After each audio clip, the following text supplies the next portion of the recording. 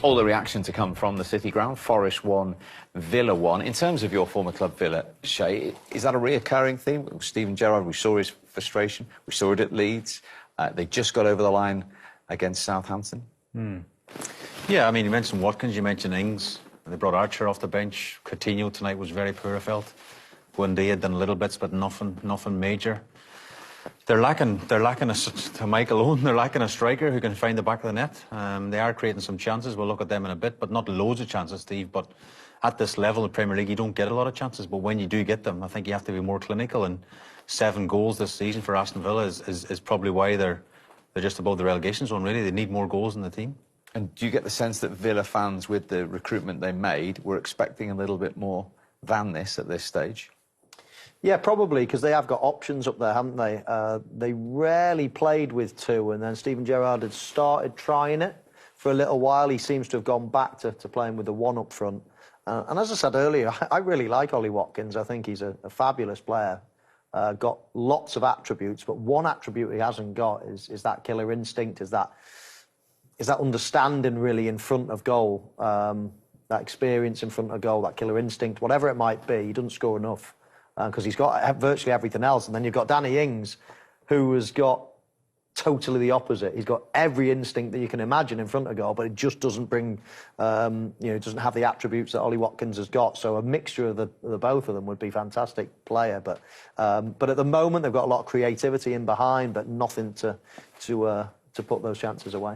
I think putting things into perspective a little bit, yes, they're in the bottom 5, bottom 6, or whatever the clip showed at the end of the game, but I think they're a point off Liverpool, who are title challenger supposedly. So yes, you can focus on the negatives, but if they put 1 or 2 wins, back-to-back wins together, they're right back up there. So I don't think it's all doom and gloom at the moment for Villa. Let's have a look at the goals that were scored tonight.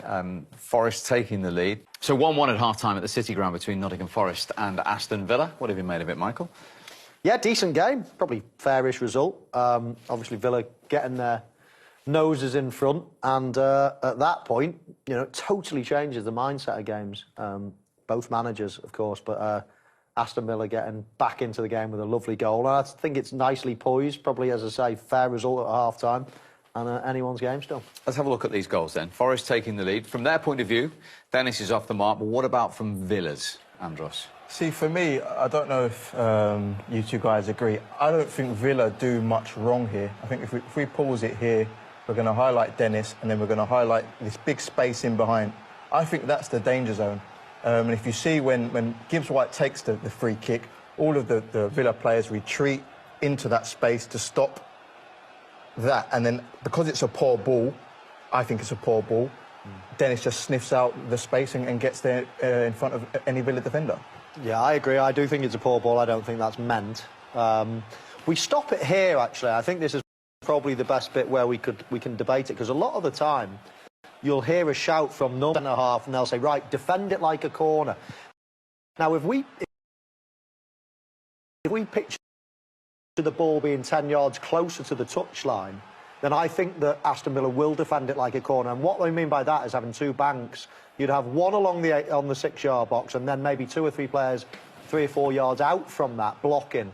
And on the reverse of that, if you take the ball 10 yards to the left, there's no question they'll all be in a line on the penalty box. Now, what we've got here is almost a mixture of them both, and they've decided to go with one line. I don't know what you would have said, Shay, in this situation. I think goalkeeper probably can shout it. I think at the start of it as well, you've nearly got 10 outfield players on one line. I don't think that's a good setup at all from a defensive point of view from Aston Villa.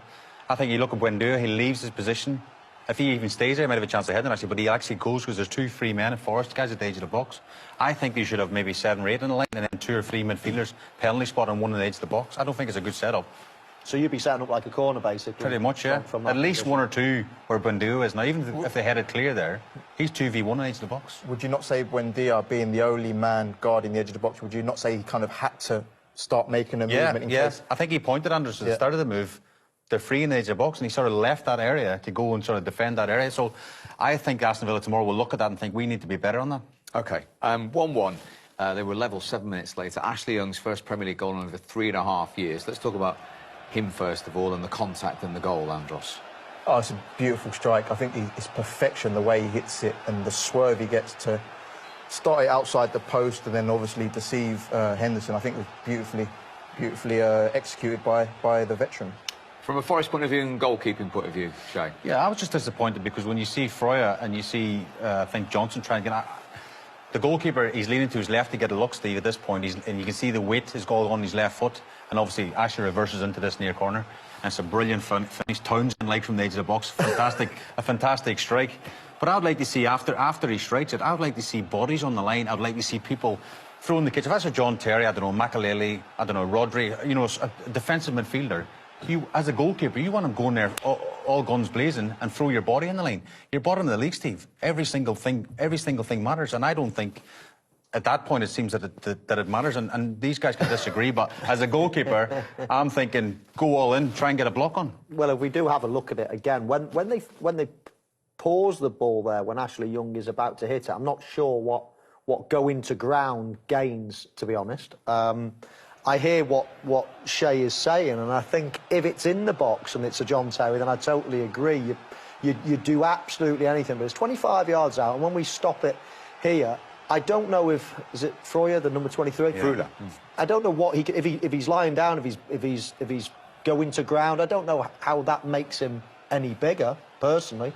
I think he's closing down in a good way, right on you know, in line with the ball. Yeah, I agree with Michael. I think Johnson maybe a split second too slow to react, but he gets there as well.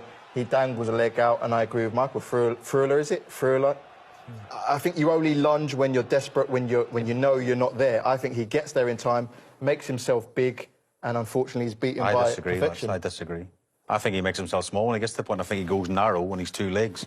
I'm telling you, if I'm the keeper there, I'm screaming, get to the ball, get to the ball. You can see Ashley Young's having a shot. I think they have to do better. I think he does get to the ball. I think he's at the ball. Well, we'll agree to disagree.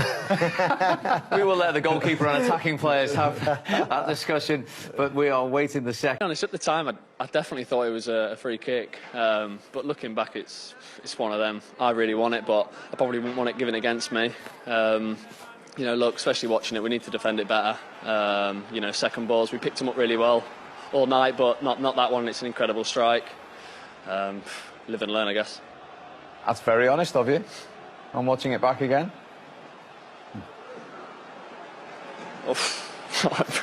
I don't know. It's difficult because there's one in the second half which, you know, I catch the lad and, you know, they don't give it, so it's difficult. Well, let's talk about that, because obviously the big talking point of yesterday was the penalty at Arsenal. It was very similar, but your on-field referee didn't give it tonight. Was your heart in your mouth a little bit at this stage? It was, yeah, but I also thought, because we didn't get given it in the first half, I thought, you know, it'd be the same, but obviously I haven't... Nah, it's never a pen, that. I think I just get my toe to the ball there. No, I don't know, to be honest. But thankfully, yeah. Anthony Taylor agreed with you and didn't give it, and that was Yeah, again, it's a tough one to call. I don't want to say too much, to be honest. What you can say is how important it was to stop the rot tonight after those 5 consecutive defeats. Exactly. It was all about stopping that momentum of losing. You know, you're getting, you know, winning mentality like we did last year, and you know it's tough to get out of a losing streak, and that was what it was all about tonight. You know, sticking together, fans, team, manager, bringing everyone together and stopping the rot. I've got a question, Ryan. Shay Given here. I just wanted to ask you about